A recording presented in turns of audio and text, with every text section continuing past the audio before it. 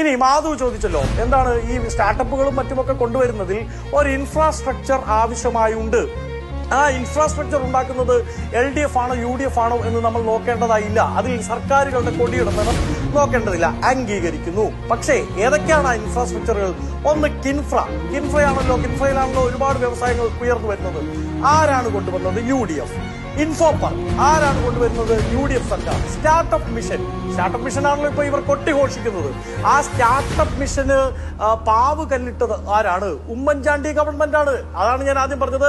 Startup policy തന്നെ ഇന്ത്യയിൽ ആദ്യമായി അവതരിപ്പിക്കുന്ന ഗവൺമെന്റിന്റെ പേര് ഉമ്മൻചാണ്ടി സർക്കാർ എന്നാണ്. MGP ആരാണ് കൊണ്ടുവരുന്നത്?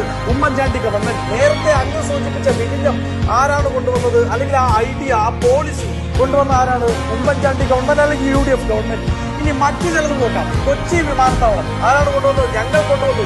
അന്ന് എന്റെ നെഞ്ചിന് കുറുകയല്ലാതെ ഇവിടെ വിമാനം ഇറങ്ങില്ല എന്ന് പറഞ്ഞ് സമരം ചെയ്ത S. ശർമ്മയെ മറന്നോ? ആ S. ശർമ്മ ഇന്ന് എവിടെയാണെന്ന് അറിയുമോ? സിയാലിന്റെ ഡയറക്ടർ ബോർഡിലുണ്ട്, സർക്കാരിന്റെ പ്രത്യേക പ്രതിനിധിയായി.